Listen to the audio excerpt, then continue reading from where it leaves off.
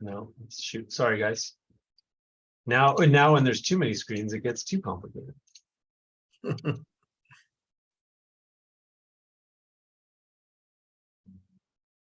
So on the topic of roads, since we still have a select group here, as of this evening, per Actually, Department of everybody's joining right now. All So right. maybe one. So what, just good evening, everybody. We're in a panelist Zoom mode. So you're seeing a shared screen and we're going to be talking soon, but we'll get started here shortly. And Dave, we have an ASL interpreter online. Can she be bumped up to as a panelist? Yes, I'm going to work She's on in that. chat. Yep, thank you.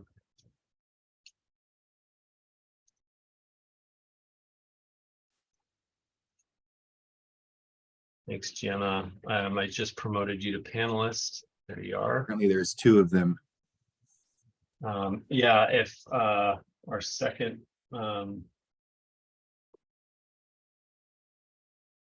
we had Cindy Nobles. Let's see if Cindy's in yet. I don't see Cindy quite yet.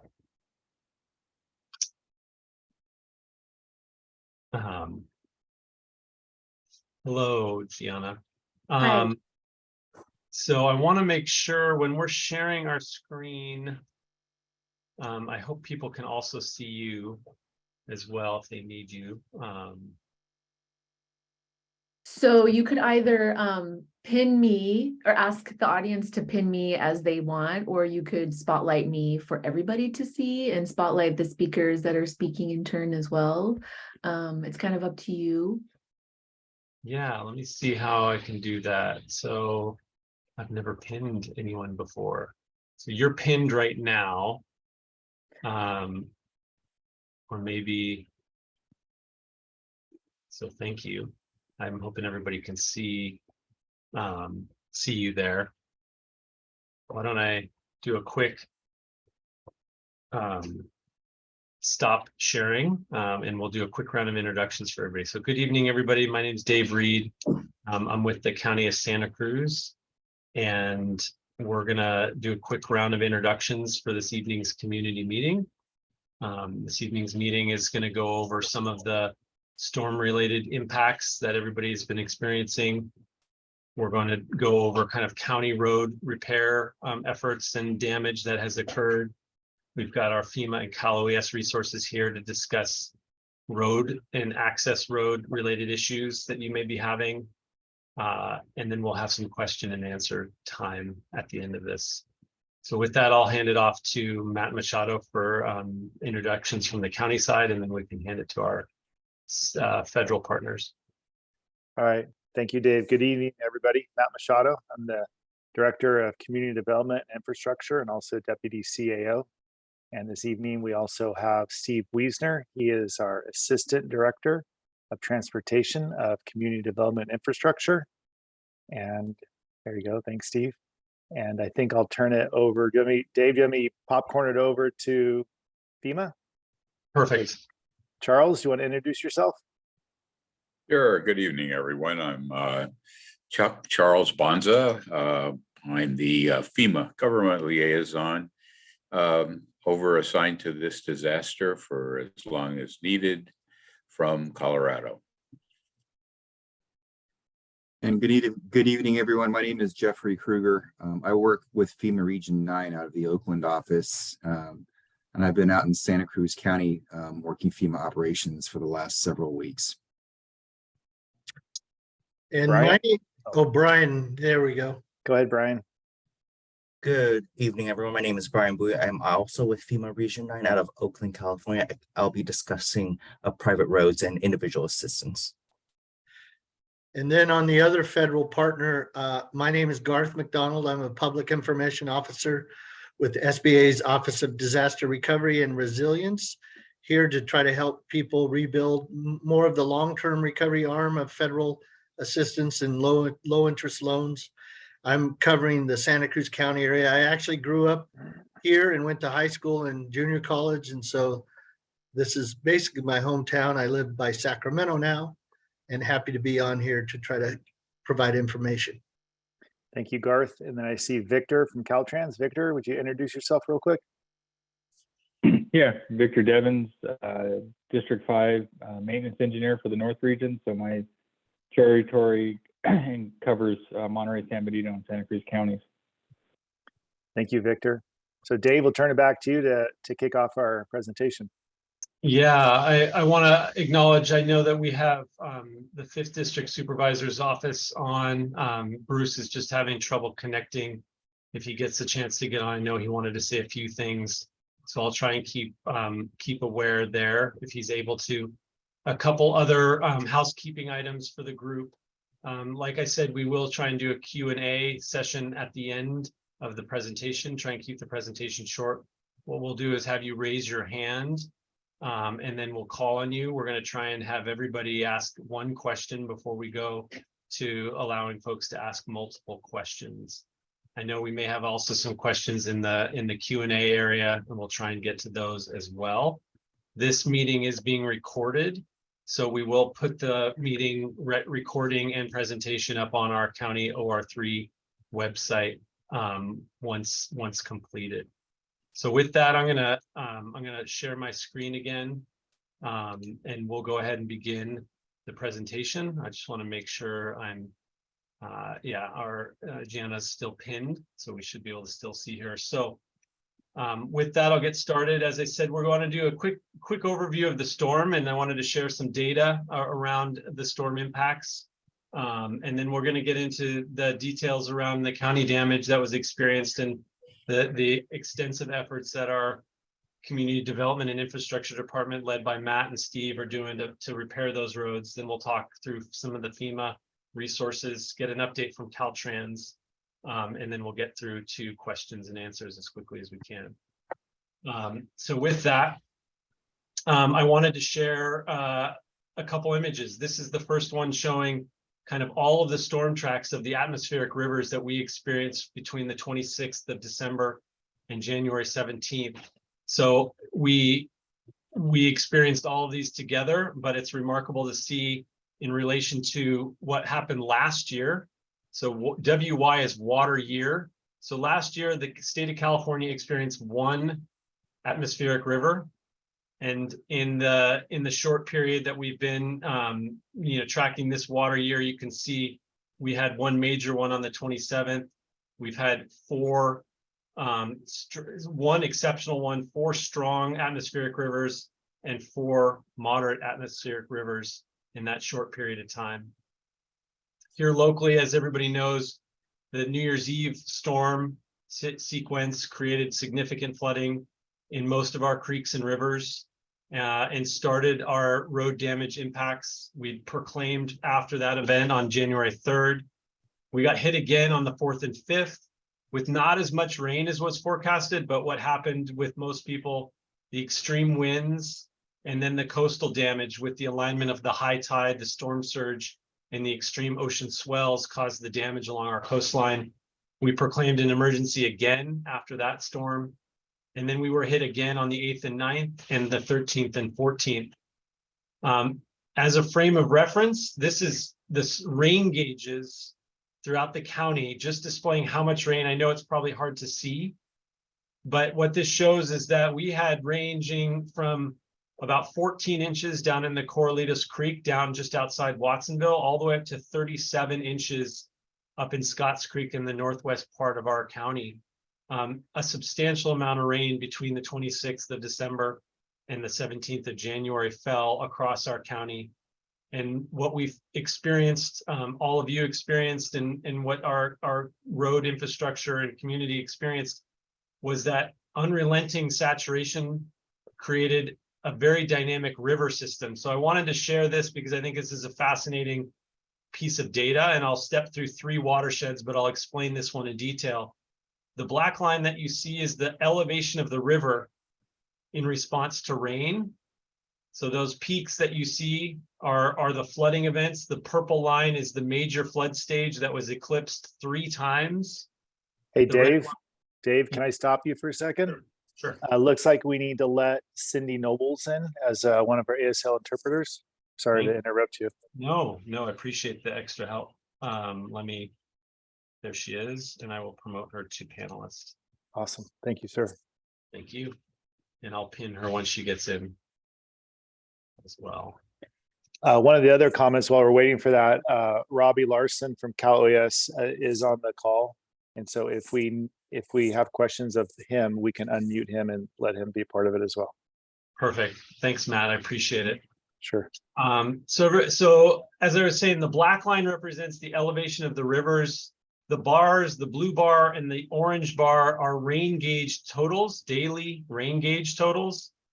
And the take home that I want to show you in this is how the rivers and what creeks and watersheds were responding with progressively less rain because they became so hypersaturated that everything began to run off and create repeated flooding events with what most people who've lived in the valleys and in Santa Cruz County was a relatively modest amount of rain if you took that individual storm by itself. But it was really the cumulative events, those atmospheric rivers, one after another. And you can see in particular the January 10th event where we got much less rain. If you look at the blue and the orange bars, much less rain than the New Year's Eve event, had a much more profound, higher impact on the flooding in the San Lorenzo Valley. And I'll just step through. This is the same type of data for Soquel Creek. Again, showing we've got the most rain on New Year's Eve and we got flooding. And then Soquel Creek flooded, the Soquel Village flooded twice in 10 days. The first time it had flooded in 40 plus years. And you can see how the less rain caused that same dramatic spike in the river levels. So what we had experienced was a hypersaturation of all of our watershed creeks and streams. They didn't have enough time to recover between events, and that's why we saw the repeated flooding events. This is the Corralitos Creek, and that same pattern occurred as less rain was causing flooding events. And these red lines are the moderate flood stage of the Corralitos Creek. So really an unprecedented series of atmospheric rivers causing the flooding that we experienced, and then the failures of the road network. And with that, I'm going to hand it over to Steve Wiesner from our Public Works Department to go through our road details. And Steve, feel free just to tell me next slide and I'll advance for you. Thanks, Dave. I appreciate it. And good evening, everyone. Yeah, Steve Wiesner here with Community Development and Infrastructure. I work in Public Works and I'm specifically in transportation. I'm in charge of the county's publicly maintained road system. And also I've lived up in the San Lorenzo Valley for 20 years. And so I'm not unfamiliar with these types of events, although I have to say this is a pretty severe one when we look at the historical record. And it's no surprise when you see the type of data that Dave just showed us that we had widespread damage throughout the county, mostly in the mountainous regions to our road system. So just going to share a little bit of data here. This came out of our Road Operations Center. This covers about a 3-week period starting there on New Year's Eve. And just a couple things to note here. I mean, the crews were very busy. There wasn't a single day that we didn't work.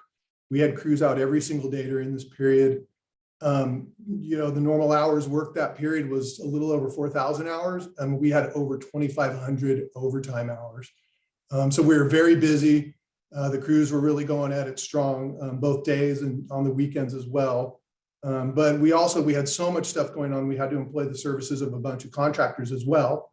These are contractors that we work quite a bit with, who are on call for us when we have these types of extraordinary events where we've reached our own capacity and we need help out on the roadways. And so just a couple other little bullet points here. During that period, we actually, our crews are responsible for delivering sand and sandbags to the various fire agencies throughout the county. So we did that continuously throughout the event, 30,000 sandbags with over 600 tons distributed. And I will say the crews really did some heroic stuff. I mean, they were saving roads out there from failing and falling into some of our creeks and rivers. That said, by the time things started clearing up, we're able to get out and start assessing some of the permanent damage. We find that we have somewhere around 80 permanently damaged sites to our 600 miles of county maintained roads. We're actually still finding sites on a daily basis. 2, 3 yesterday, had another 4 or 5 come in today. So we've got engineering teams going out on a daily basis, looking at the damage, assessing it, trying to come up with some repair schemes and so forth. Dave, next slide, please. And so with that, so what we have so far, this is about the 80 sites that we've logged so far and we've assessed, and you can get an idea of the density of the sites, sort of how they're distributed through the county maintained road system. These little green lines that you see are actually the roads that the county is responsible for maintaining. And if you live up in the valley, you definitely saw a lot of this stuff on the roads. This is the San Lorenzo Valley, but we got hit really all over. It was widespread throughout the whole county, throughout the mountainous regions. Up in the Summit area, they got hit pretty hard. And as you worked your way across mid-county and down into the South County area, we saw a lot of damage in the Corralitos and Eureka Canyon area as well. What you're seeing here is sort of shows a little bit of our prioritization scheme as well. So of the 80 some odd sites that we've been able to assess so far, we consider about 10 of those really high priority. The bulk of the rest of them are sort of in our mid priority range. And then we've got, a couple dozen in the lower priority range. And just to kind of talk a little bit about how we prioritize sites when we have this type of damage. We certainly want to get out there and aggressively start repairing these roads and reconnecting some of our communities with the county and the highway road system. And sort of how we look at this is we use 4 main scoring criteria to prioritize sites. The first is, the road classification. Is this a major arterial? Is it a major collector roadway that carries many thousands of cars a day on it? The bigger the road, the more type of travel we have on it, would score really high as far as a ranking classification for getting repaired as quickly as possible. We also look at the roads that are one-way in, one-way out roads, or roads that would have a very long, difficult detour route. And if you live on one of those roads, or if you're in a community that has one of those roads, an example would be Lone Pico Road, which is a single way in, a single way out of county maintained road in a box canyon. We would prioritize that road really highly as well. And then we look at the type of damage that we're seeing out there. Is it a little bit of shoulder damage? Did we lose a whole lane? Or in some cases, did we lose the entire road where it's impassable? In that case, obviously, that would bring it up to a very high ranking as well. And then lastly, the fourth thing we look at is we look at the critical utilities that our roadways contain. Electricity, water, sewer, gas, all of these things are in our roadways. And so to the extent that those are in these areas that are damaged, the more types of utilities that we have would also help prioritize a road up to into the high range. So that's kind of how we look at this. And we're also opportunists, and we'll get out there and really try to repair anything that we can, because really some of these sites, while they may be high priorities, they're very complex and difficult to get to right away. And so you'll see the crews out there repairing smaller sites just because we're trying to get to everything we can as we are, preparing to repair some of the more high prioritized sites. So I think we can go to the next slide, Dave. Let's see what's next. Yeah, okay, yeah. So this is also just a little bit of an idea. It gives you an idea of the magnitude of the event that we had. So as the days and weeks passed on through this period, again, the county reaches its capacity on its ability to be able to do the work on the roadways, clear the slides, cut the trees out of the roadways, working with the utility companies, and really start to repair some of the damage out there. And so to date, at least on the road system, we've pulled 29 emergency contracts, and they're totaling a little over 4 million so far.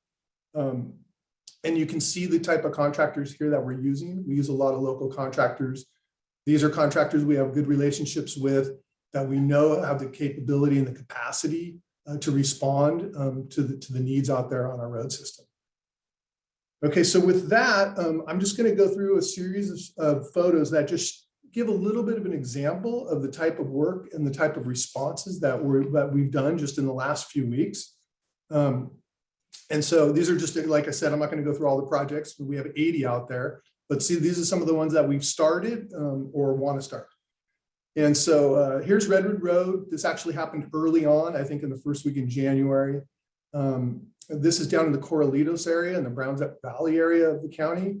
And you can see we completely lost the road. So the photo on the left shows the damage. You can see that power pole slid right down into the middle of the channel there. And so many, many houses above this were blocked off. So obviously we wanted to get on this as quickly as possible.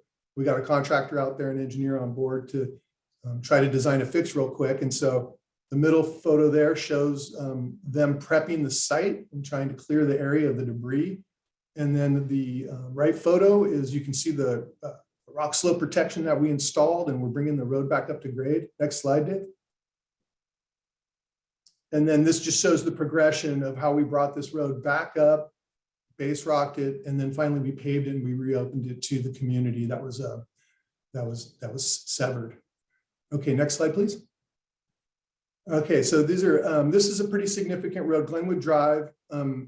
As you know, the folks who live in the Scotts Valley, San Lorenzo Valley area of our county, this is an alternative route to Highway 17. So when 17 closes, Glenwood becomes, the alternative access. And so you can see the damage that started to occur on the left.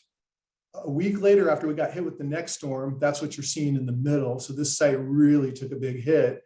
And then we're already out here. This is a picture which was earlier this week, which is us clearing all the debris, getting all the damaged parts of the road up and out. And we're starting to work our way back up. And we're actively in the process of designing a repair here, ordering some of the materials. So we'll keep going here until we're done. Next slide, please. Okay, this is definitely one of the higher priority sites in the area. Major arterial up in the San Lorenzo Valley, Boulder Creek area. This is Bear Creek Road at post mile 2.85. When the slide first went, it took one lane. The crews get out there. It's very typical. They would install some storm protective measures to try and keep it from getting worse. But it did get worse, and it actually eventually ate its way back across the center line where we had to close the road. Next slide, please, Dave. And so we got out there pretty quick, and it took us about a week to assess the situation, mobilize a contractor, and start some emergency protective measures to just get one lane back open. And so what you see here on the left is a soil nail shotcrete wall that we're forming. And then on the far right, you can see we brought in some big concrete blocks. We call these Mondo blocks to really reinforce that this is the westbound lane's edge, so that we could go ahead and open up the road to one lane. And that's what you see in the center photo there, with barriers on both sides. We got it back up to one lane. We've got a one-way signal, reversible traffic control up there. And so, we reconnected those folks back to the county. Next slide, Dave.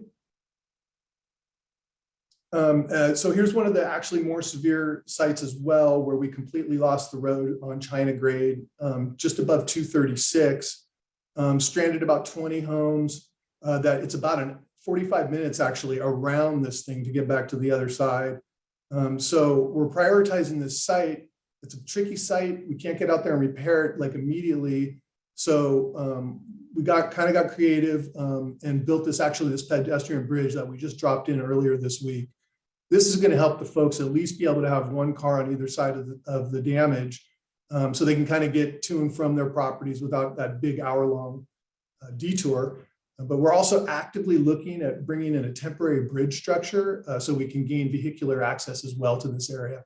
So we're working on that right now. Next slide, please, Dave. And this is the last one I'm going to show you, certainly not the least, but this is an example of where we have, creek right next to the road. This is Lone Pico Road. And again, it's a priority because, again, we lose Lone Pico Road and folks have no way in or out. So we lost quite a bit of this road, at least, half to one lane. It looked like we were going to lose the rest of it. So we got out there right away and installed an emergency rock slope wall, if you will, and brought it back up to grade. It doesn't show the final, actually. We were able to get this thing in the last couple of days back up to grade and paved so folks could get in and out of there. This site, it's likely we'll have to come back and do more of a permanent repair on, but at least this provided temporary access to the properties above and beyond here. Okay, well, I think that's all I have today. I appreciate being here tonight. Pass it off to Caltrans. Good evening, everyone. Again, Victor with Caltrans District 5. So probably the biggest thing is Highway 9. The holiday slide has had a full closure between the lower and upper Glen Arbor Road, or between post miles 8.1 and 8.5. There's been one-way reversing between upper Glen Arbor and the upper limits of the closure. We're working to clear debris. That's been pretty much cleaned up. We're doing some horizontal drain work to help stabilize the slope by getting the water out. We have received structural damage to the retaining wall that's below the highway there. So we had crews out. We assess that. We will, starting late next week though, we will have one-way reversing traffic control through that area via signal, as well as the one-way reversing via signal up at post mile 8.8, which we're calling Jay's Slip Out. And then farther up Highway 9, about 1.8 miles north of the upper intersection with 236, we've got one-way reversing with K-Rail to check that. We're looking at building a wall there as well to stabilize that slope. State Route 35 at about 3 miles north of 17, we had another slip out, so we've got one-way reversing traffic control there. We're also looking to build a soldier pile wall there to help stabilize that slope. On State Route 236, between Little Basin Road and State Park entrance, we've had 2 spots where the road has started to settle. So our plan there is we're going to pave to be able to smooth out the ride. We will open the road to full traffic. Geotechnical assessments are ongoing for that location. They're pondering or considering either a soldier pile wall to stabilize it, or excavating out the roadway and replacing the material with geo reinforcement. And the last one is also on State Route 236 between Via Raton and State Route 9. We've got one-way reversing traffic control there as well. Also looking at building a soldier pile wall to stabilize the embankment. And that's end of report, unless there's any questions. That was a lot, I know. Thanks, Victor. We'll keep going, and hopefully that was just really appreciate your update on those issues.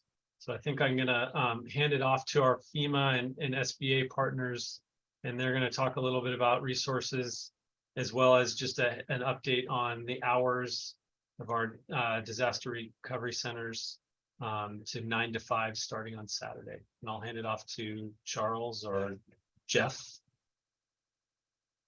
Well, I'll go ahead and kick it off. So as you can see on the slide, we've got 2 disaster recovery centers open in the county. There's the one at the Ramsey Park Community Center in Watsonville. And as you can see, the hours are being changed starting Saturday from 9 a.m. to 5 p.m. But right now it's still 9 a.m. to 7 p.m. That's until Saturday. And then the library in Felton is open from 9 to 5 daily. But those are going to be closed on February 10th. And some of you may have seen FEMA disaster survivor assistance teams. Sorry, my phone was just ringing. Some of you may have seen FEMA disaster survivor assistance teams walking through your neighborhoods, going door to door and talking to people. And so that's a pretty standard thing we do during disasters. It's an opportunity for us to make contact with the community, provide information, and help people get registered for FEMA assistance. So if you've been impacted by the flood, we strongly encourage you to register for FEMA assistance. You can do so at one of the disaster recovery centers. You can go to disasterassistance.gov. You can download the FEMA app, or you can dial 1-800-661-FEMA. And the registration deadline to register for FEMA aid is March 16th. And one other note about registering for FEMA aid, it's also the gateway to Small Business Administration aid. And so I'm not going to step too much on Garth's toes here, but that's one other thing I just wanted to point out. So that's pretty much at this point a summary of what FEMA's got going on in the county for disaster survivors. And Charles, do you have anything to add? I do. If hopefully most of everyone is registered and something has progressed for you, sometimes that progression is a letter that can be confusing or discouraging because you feel like you've been turned down. It's not the case at all. It's FEMA trying to communicate with you to take another step. And if you're having any trouble with those letters, of course, the easiest way and quickest, if you can do it, is to take it in to those disaster recovery centers. The 800 number also can resolve that discussion so you learn what to do to keep going. And that's it from me. Thanks. Thanks, Chuck. Garth, you're muted. I wasn't sure if Brian was going to go yet, but he'll probably go after this about private roads. I wanted to mention that our staff, SBA's Office of Disaster Recovery and Resilience staff, are at both of the centers. We also opened a smaller format, which is a business recovery center right in Capitola Village. That's, you know, right near some of the harder hit businesses, and that's open from 8 to 5 Monday through Friday. And business owners can go there, of course. If they have home damage, they can go there. Actually, just about anybody can go there, but it's the other locations are designed with county officials, lots of state tables and various information. So they're really a one-stop shop to get all the different assistance information. And I would highly recommend, while they're open, to use those face-to-face locations. Our people will walk each individual through the application process and help them do that right there. There is some questions, you know, about private road damages, and we can loan for homeowners and renters, which a lot of people don't realize that a big portion of our low interest loan funds go to homeowners and renters in a major disaster like this. And we can loan for real property damage, repairing homes, rebuilding homes, and there can be some assistance. We'll verify the various losses, and if there's damage to a driveway, a retaining wall, protective measures like that, there can be loans made available for that. There are little more complication when there's a private road and multiple property owners are part owner of each chunk of the road on their parcel.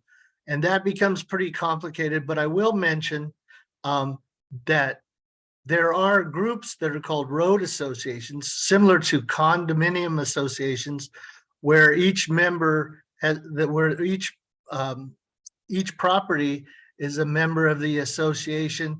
And those are sort of legal entities that can borrow up to $2 million as a private nonprofit organization from SBA. That might be something that would be needed for one of these private road situations. The one fact about that is a lot of groups haven't formed a road association. They just share the road and they contribute casually to maintain the road. There is the possibility, it does require some work, but forming a road association after the fact and then applying for the SBA loan. So that is a possibility and could create an access to a low interest loan for the interest rate is as low as 2.375. Getting all the property owners to agree and set up the association can be the challenging part. So I don't want to make it sound like it's something super easy to do, but for those of you that are in a particular bind, I wanted to make sure that you had some knowledge about that. And lastly, you know, we have information online. If you have any questions, our number is 800-659-2955. And I see the FEMA number in my dreams sometimes. I think I'll repeat what Jeff said, 800, and I think he might have said a different number, but it's 800-621-3362 for FEMA registration. folks are automatically referred to SBA by registering with FEMA. And you can get funds from both FEMA for housing and emergency needs and long-term recovery funds from SBA, along with insurance proceeds if you have that as well. And I'll stop there. Thank you. Thanks, Garth. Brian, did you want to add anything? I didn't mean to cut you off before. No problem. Thanks, Dave. Thanks, Gar. So if you don't qualify for an SBA or have or if your insurance does not cover part of your private driveway or bridge, FEMA individual assistance can assist you with the rebuild of your private road or bridges. It's part of the housing assistance under the IHP program, the Individuals and Households program, and it's up to potentially up to the statutory max this year of up to $41,000 in home repair. So definitely we encourage everyone, even if you have insurance, you may be underinsured, in which FEMA individual assistance can assist with the private roads and bridges again. As Garth mentioned, it gets a little bit complicated once multiple families share the road, so be patient. Submit the correct documentation via the disasterassistance.gov or the app, or you can go into the DRC and submit paperwork to get that assistance if your road or private access road was affected by the storm. Back to you, Dave. Thanks, Quick, Brian, there's a couple questions in the chat that are relevant. Can I just read them off to you real quick? Sure, happy to answer. So the first one from Angela G. Do you have to have damage to your home also to apply for a private road? And does each person on the road have to register for FEMA? They can be separate. You can get both the home repair and funds to repair the private access road. Again, it's up to the statutory maximum this year of $41,000 for uninsured or underinsured losses. And then for multiple people living along the road, each resident has to apply, correct? That's correct. So if let's say 10 families share one access road and all 10 households are made eligible, that potential pot of money is split 10 ways. If 8 homes are eligible for FEMA assistance, it's going to be split up 8 ways, but again, up to the statutory maximum of $41,000. FEMA assistance, like all housing assistance, is limited to make the road safe and functional. If there are decorative items or super fancy materials, we won't cover those losses. Again, the standard is safe and functional. And one last question for you, Brian. There's a lot of formal road associations, but they're nonprofits. They're not nonprofits. They are correct. They are not nonprofits. Thank you. How does that affect an IA? So the program is for it's called the Individuals and Households program. So if it's under an association, they would be disqualified for our particular program. But as Garth mentioned, associations can apply via the SBA. Thanks, Brian. Thank you. And thanks, Jeffrey. We'll continue with the presentation, and then we'll get into some of the other questions in the chat and allow folks to raise their hands. So with that, I wanted to hand it over to Matt Machado. Thank you, Dave. And so good evening, everybody. So we wanted to share an additional option. And as we rebuild after this disaster and we look forward to the future, there are other opportunities to protect yourselves for future damage.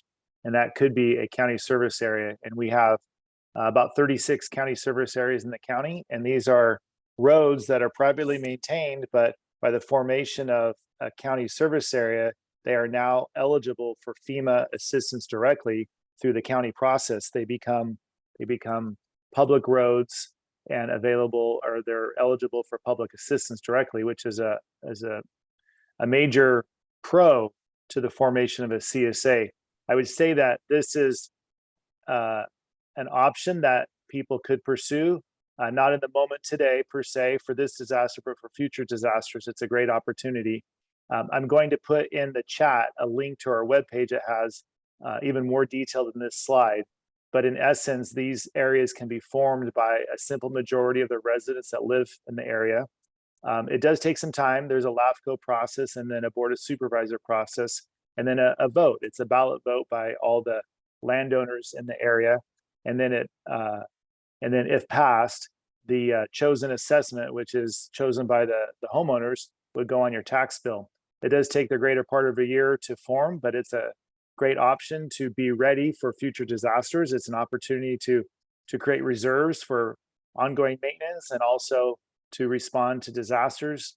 And so it's something that some areas may want to look at after they rebuild from this disaster.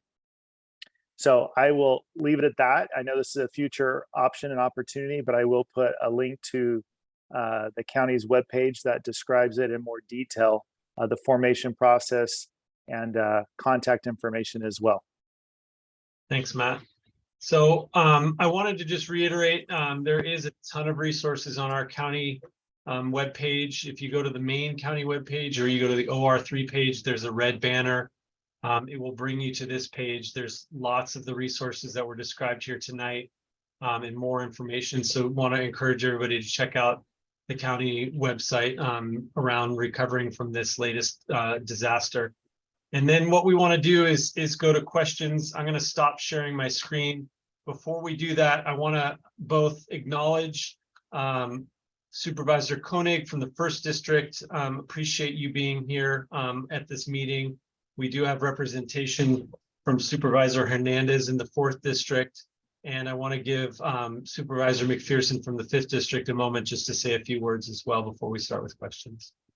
Yeah, I might be speaking for all the county supervisors and throughout our area. We're all tired of natural disasters. We've had 4 of them in the last 6 years. And this has been the worst one, I think. And since not including those 4, 1989 earthquake has had a profound impact on the entire county. But I want to also thank the federal and state agencies, FEMA, SBA, Caltrans, and especially our own county staff too. They've been out there night and day, literally, and we can't, as a county, at a county board, we can't play the importance of what they've done. So thank you. And also, I want to be sure that we thank the volunteers. There's been so many volunteers that are not that just have gone up, and especially an area that Felton Grove that's been flooded 4 times in this time period. And the volunteer center in particular has steered people to where they can help more people at the most critical places. So it's really a huge thank you and to our federal and state county agencies and to our own county volunteers. We really all want to say thank you very much. And of course you can call the county, but this is getting into a lot of what the state and federal agencies can do, and it's been explained.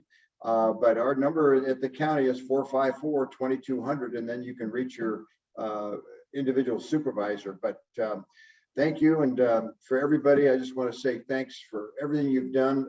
It's going to be a long road back, but excuse the pun, but we'll get there. And I really appreciate overall the patience that everybody has had. It's been really remarkable and not surprising. People of Santa Cruz County really get together to help their neighbors, literally, and they're kind and as pleasant as they can be. I know there's a lot of frustration, but we'll get to it as quickly as we can. So just thank you for these couple of minutes. Thank you. Thanks, Supervisor. So with that, I wanted to remind folks you can raise your hand and we'll unmute you and you can ask your question directly to a member of the panel here tonight. We'll try and get through some of the questions as well. I'm going to go ahead and just give a shout out to the RCD of Santa Cruz County. Angie's on, and she's put a great link to some of the resources that the Resource Conservation District has in supporting private road, and they've been doing that for decades. So they've been out there on the front lines helping community as well. So thanks, Angie, for putting that link in the chat. There is a question again about how we can access the recording. We'll be putting this up on the county's OR3 Office of Response, Recovery and Resilience webpage under the events tab. We'll make sure to get that up there hopefully tomorrow or early next week, as well as the presentation. And then right now I'll go to a question by Richard Haver. He said, we have a bridge that was wiped out to our single family home. They already did get FEMA out to evaluate, and the response was that FEMA could provide a $16,000 grant. They're getting quotes of up to $500,000 for a rebuild. Brian, I know you mentioned that there's the statutory limit of 41,000. Is there a process for a review for additional funds? And maybe this is Garth, where you can reiterate how the SBA might be able to come in and assist. Garth, Hey, yeah, Richard. Oh. or Brian. Hey, Richard. Yeah. So, with that 60,000 grant that you received for the housing assistance, I guess, doing some quick math, that would be up to 25,000 remaining out of that 41,000 possible. But yes, there's certainly, oftentimes when FEMA doesn't have an accurate assessment of the particular line item, in this case, a bridge, you can certainly appeal for additional assistance. You can go to the DRC and submit documentation such as contractor bids and photos and whatnot for them to upload into your case. Otherwise, with one thing with regarding bridges, as it is federal assistance, just ensure that the funds that you are using to rebuild the bridge, should that happen, comply with all local, state, and federal laws regarding waterways. But yeah, I'll defer to Garth for any potential assistance as it relates to the rebuild of the bridge that FEMA grant assistance may not be able to cover. Yeah, and this sounds like, Mr. Haver, that your property has its own private bridge. You can apply for a low interest loan for the repairs to that. We'll come out and assess. We'll accept your documentation for some bids and things and work with you on that. There are statutory limitations on our home loans as well. And so the best thing is to get that application going. Submit documents. One of the first steps is a loss verification member will reach out to you, and then they'll accept, some of the bids you've received or information. They will likely at one point or another do a site inspection. But we would like to be able to help you get at least some of the funds you need to do that. It may not cover all the amount, but we would try to help you as best we can. Thanks, everybody. I'm going to do a couple more questions, and then Rebecca, I see your hand raised. This question, I think maybe for Steve. How do I find out the plan or estimated time of when roads affecting me will be repaired? I know that's a loaded question, but thought you might be able to give a sense of from 2017 and some of the other experience you have. Sure, that's a great question. Thanks. I should say that we're going to do everything we can to fix these roads in a timely manner, but they will take time. Hence the reason why it's necessary for us to prioritize them. We can't do them all at once, but we do have a prioritization list that we will most likely be putting up on our website. And all this stuff will come to daylight in the coming days and weeks. But what I would say is, if you have an immediate question about a particular roadway, I can put my email in the chat here, and I would invite you to email me. And you can always call the Public Works main line, which is 831-454-2160. And you can just say you got a question about road damage and you'd like to try and get it answered, and it'll get to the right person. But I'll go ahead and put my email in the chat here. Feel free, anybody here, to email me a question about any of the county maintained roads. And then Dave, if I may, I'd like to address TR's question regarding Lower Highland and the Eureka Canyon while I'm here. And just to let you know, TR, we are aware that almost every single culvert on Lower Highland and Eureka Canyon got plugged. We know a lot of them failed as well. We've been out there unplugging those, and we will continue to unplug culverts and clean up all the debris as a result of these storms. Moving forward, the culverts that have been destroyed or need to be replaced, will do that as well. And we also are very aware of the extraordinary amount of potholes that have popped out, not just on Eureka Canyon, but really countywide. And we're systematically going after potholes as well with the county road crews, and we'll be tackling, each road at a time over the coming weeks. Again, you'll see hopefully that action out there. And again, I'll drop my email, and if you want more specific information, please just contact me directly. Thank you. Thanks, Steve. I'm gonna have Rebecca. I'm gonna allow you to talk, and you can ask your question. Thank you, David. My name is Rebecca Uccellini. I'm the Director of Santa Cruz Relief and Coongie. I have spoken with many of you, and I first just want to thank you so much for all you're doing to find solutions, and props to everyone for getting so many roads open in record time. I'm here to ask about Harmon Gulch Road, which is our only access road out that washed out in the beginning of January. I'm trying to figure out what we need to do to escalate this situation, as we have people that are medically fragile, elderly, veterans, families, children, people navigating chemotherapy, and a nonprofit that can't reach its community that it serves for the past 28 days. Many of us depend on propane and water deliveries for heat and for water, and we don't have any emergency services that are available to us at this time. We've been at this for 28 days and are told people are looking into it, and we deeply appreciate everyone who is looking into this. But at this point, trying to figure out what we need to do to move it forward and what the recommendations would be from you guys. We have had about 18 of the 23 families apply for FEMA, but we're getting approved for about $2,000 per family. And our road estimates it's $250,000 is our lowest bid so far, not including permitting costs. We've been trying to get a temporary bridge put in, trying to put requests in, wondering if there's any way we could be put in with that temporary bridge request that's coming for China Grade, being that we have people cut off from basic needs of survival. Thank you.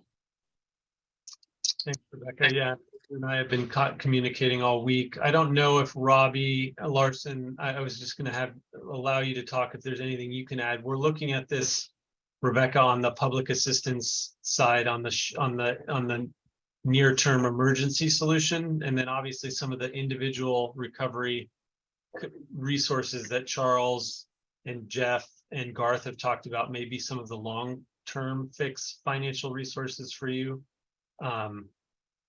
Robbie, I don't know if there's anything you want to add. I can, if you have anything on the PA side, but we are certainly, Rebecca, looking into it, and hopefully we'll have more information for you.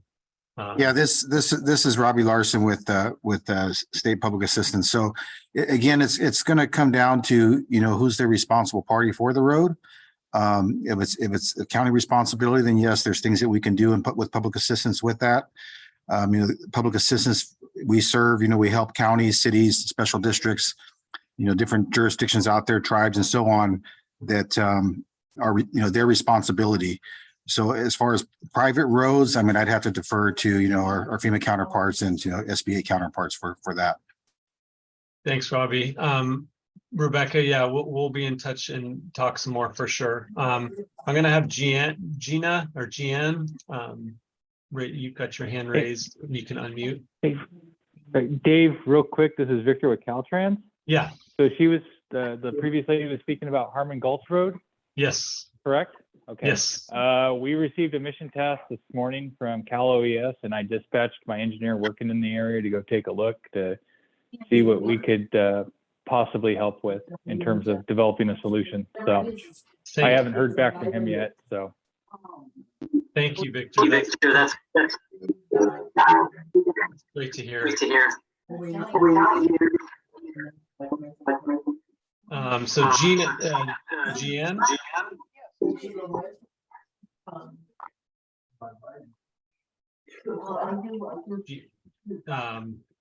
I don't want to butcher your last name, Gian. Brolik. You want to ask your question? Talking at the same time. Go ahead now. Sorry.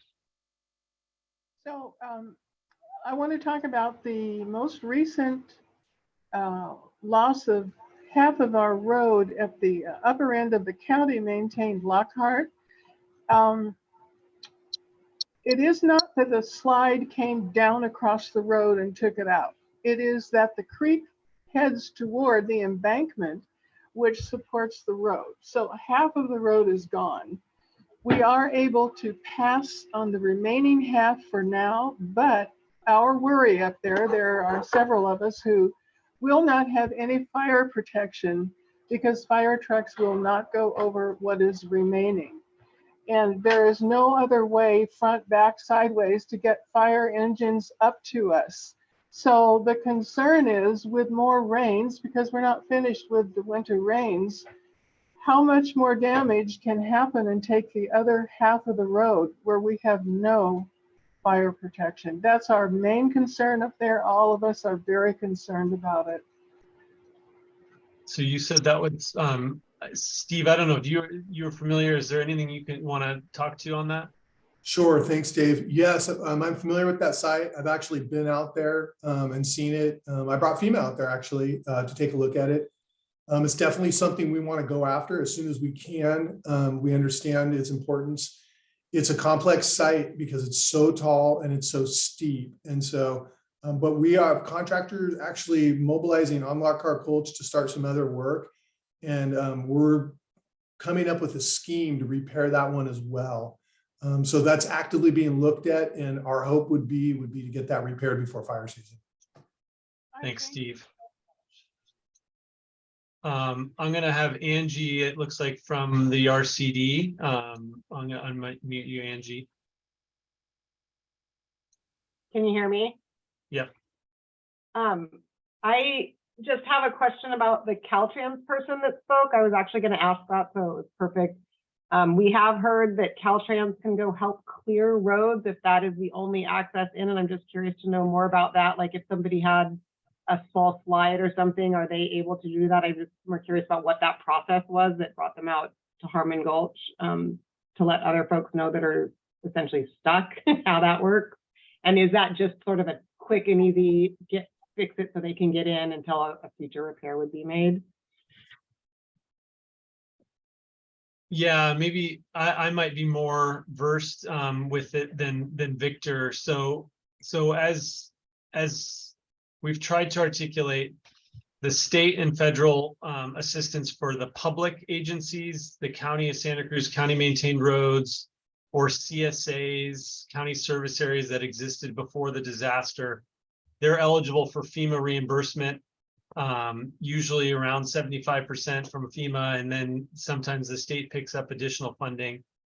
For private roads, it gets much more complicated, as many of you are experiencing. The Harmon Gulch situation, Angie, is we're trying to recognize the acute issue with lack of water and lack of propane to try and support a temporary emergency protective measure to allow a limited time period of access so that they can resupply while they try and access a longer term solution. So there are other community members in acute situations like this, and certainly we want to try and understand how to support them if we can. But the hard part in trying to be candid and honest and transparent, the hard part is when it's a private road, it gets much more complicated for the county, the state, or the federal government to help folks in the absence of some of those tools that Matt mentioned around being in a CSA. There are certainly loan opportunities like Garth articulated through the SBA. And then for most of you out there with bigger damage, the FEMA 41,000 statutory limit may be hard to meet the financial needs that you have. So the SBA may be the tool for the lowest interest funding to help with the repair. Does that help answer that question, Angie? Yeah, absolutely. And then I when Rebecca mentioned something about a nonprofit, if there's a nonprofit on the road that serves some kind of public service, is that another option? I just wanted to put that out there, that they might be able to fall into that public category as well. Yeah, and maybe Robbie, private nonprofits can be eligible for PA, public assistance. Correct me if I'm wrong, Robbie. I think you can unmute yourself, or I can ask you to unmute. They can be if they provide a critical service. So they very well can be if they provide a critical service. For this here, we'd have to look more into it, but it would have to, if they were responsible for the road. It'd be something to where, okay, where does the road lead to? Like lead to a hospital, a school, something like that. And possibly, you know, that could be something we could definitely look at. But again, they got to be, you know, providing a critical service. Yeah, so that's the harder bar, I think, in this circumstance of Rebecca's nonprofit. Angie, I want to give you a second. Is there anything you want to share for folks around the RCD and what you've been doing out there since the beginning, just so that people can hear about the RCD? Sure, thanks, Dave. One thing that's available right now for those folks that might want to form a private road association, if the CSA isn't an option, we do have some tools. We have a private road guide that talks about some of the legalities about forming a road association. And we also have some sample templates of private road association agreements, if that's something somebody wants to do to potentially get an SBA loan. It wasn't clear if they had to have done that prior, but there's some tools there. We are also offering services to go out and look at projects and maybe discuss different options for fixes, lower cost, higher cost, different things like that. And we will potentially be able to help with a portion of permits. We're kind of waiting to see where that plays out. But I know the folks in Public Works are working on a several page document. If you're working, especially in a waterway, which most of these failures, you know, are intersecting with waterways, and that was the cause of the failure, to put together a kind of step-by-step process for folks that are getting the loans that really need to make sure that they follow that permit process. And we might be able to have some assistance there to help folks going through that, at least review their permits or provide some of the tools they need to submit those permits. Thanks, Angie. Yeah, and people can sign up for those assessments if you want us to come out and take a look at your issues. We've had about 100 requests so far, and I think we have at least 70 scheduled and have visited about 50 so far. Thank you. All right, looks like Brian Cheshire from our Public Assistance Cal OES team has his hand raised. I'll have him speak, and then I'm going to mute you, Angie.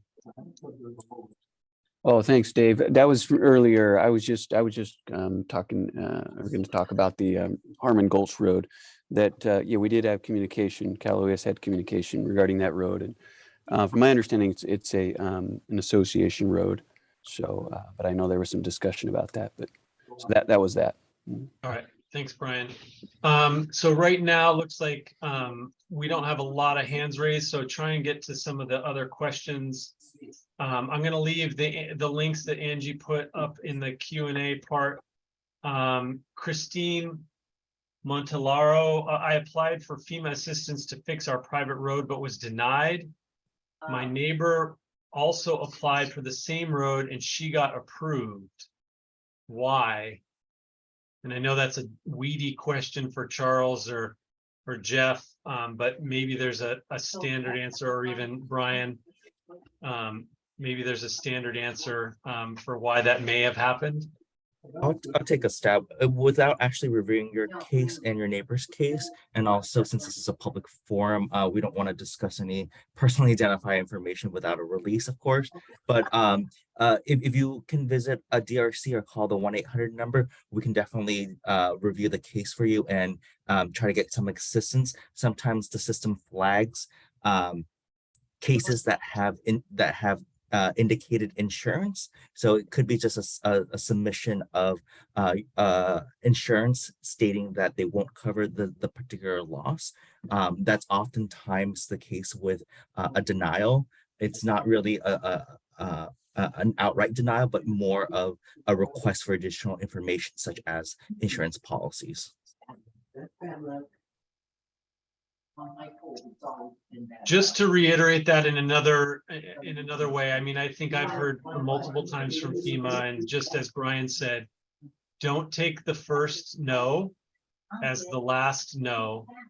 It may be that they need more information, so really take advantage and you know, hopefully we can find the yes, and find, you know, the FEMA can find the way to support you.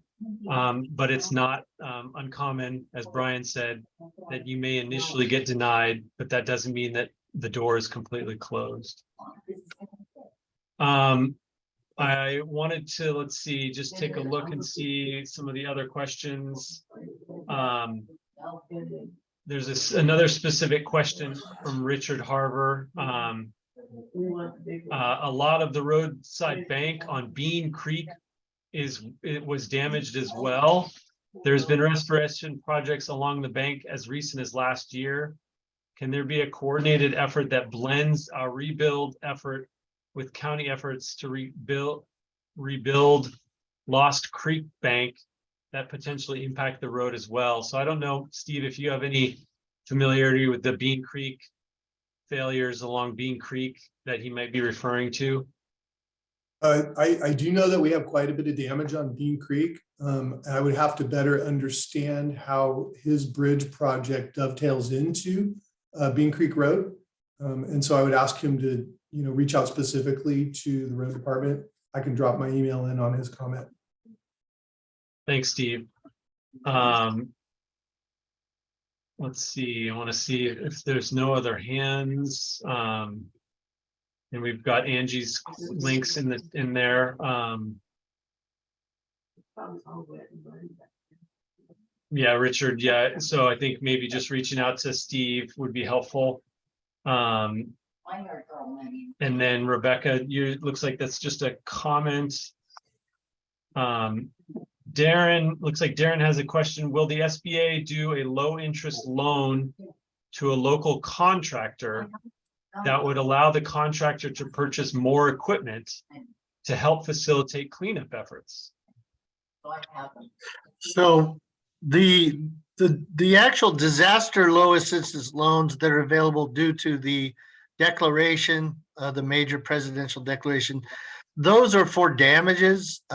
Now SBA itself has an arm. The bigger part of SBA really helps with businesses that are trying to expand business, buy equipment, and those are loans that are through partner banks, and various banks can help. What I would recommend, as you try to learn more information about those resources, there's the local Santa Cruz Small Business Development Center that has business advisors that assist business owners with trying to make tough decisions, trying to look for capital, trying to do various things.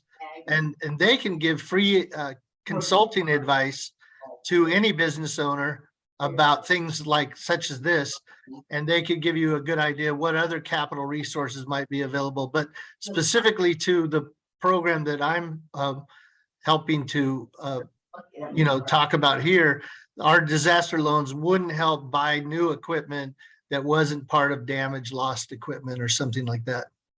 Thank you. Thanks, Garth. It looks like there's a question here from Sally. Clear Creek Road in Brookdale is a partially county maintained road. It needs repair and maintenance. How do we get on the list for repair? So I don't know if that's existing conditions or otherwise, or damage from the storm. I can speak to that. I'm looking at my database and I currently don't have a report or any information on Clear Creek Road or any damage to it. So Sally, I would ask you, I'm gonna drop my email in. If you could snap a photo of it, that would be really helpful. Any kind of a location indicator like a post mile marker or an address would be very helpful. So we can go out and assess that damage. And I'll go ahead and drop my email in for you. Thank you. Ramon from the supervisor's office says, is FEMA providing any assistance for folks that paid for a hotel? It might be out several $100s for a hotel because of a mandatory evacuation, even though they might not have had any damage on their property.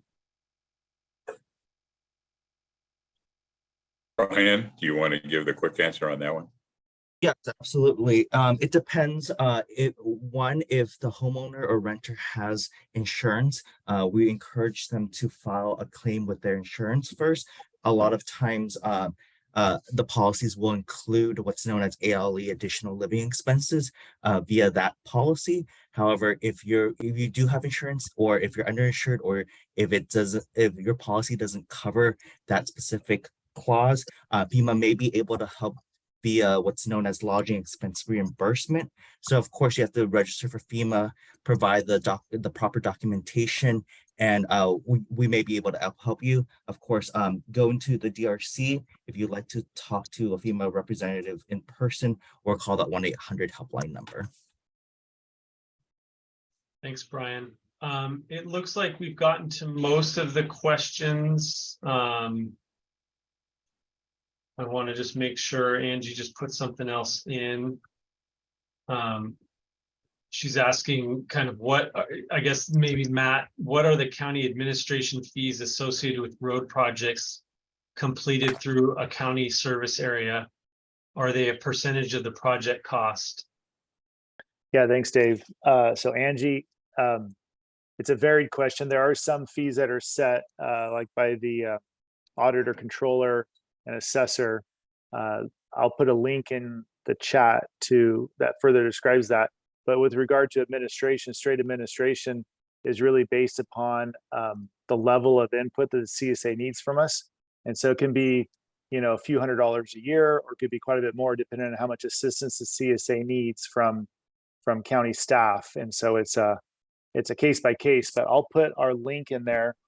And if you, there's a section all about fees and costs to set it up and to maintain it. There's another question from Zoltan regarding lodging event reimbursement. They say, I'd never want to file for reimbursement. I think that's with their insurance. If it were under a large amount, would FEMA cover a claim if I wanted to avoid filing for coverage from their insurance, is how I'm reading that. So I don't know if that's Charles, if you have a sense on how that would be handled, or Brian. If you do have insurance, FEMA can't duplicate that policy or coverage. So you would have to first go through your insurance company and if it's not covered, or if it's partially covered, then FEMA can assist you. But if you do have insurance, you would have to go first through your insurance before FEMA grant assistance. Thanks, Brian. I'm not seeing any new questions coming in. I want to respect everybody's time. I want to appreciate FEMA, SBA, Caltrans, our CDI partners at the county, our ASL interpreters who are here, and all of you for joining us this evening. Again, we will have this recorded meeting up on the website, and we're having another meeting, another community meeting next week. That's on February 7th, Tuesday, February 7th at the same time, 6:30 p.m. You can find the link to that meeting on the county's webpage, the event webpage. There's links to the meetings. That meeting on the 7th will focus more on home related issues. So rebuilding, repairs, reconstruction, and things and resources around those issues that may be affecting folks that were either impacted by flooding, landslides, tree fall, or other impacts from the storm series. So that's going to be the focus next Tuesday evening at 6:30 on the 7th. And with that, I would appreciate everybody's time and have a good night. Thank you.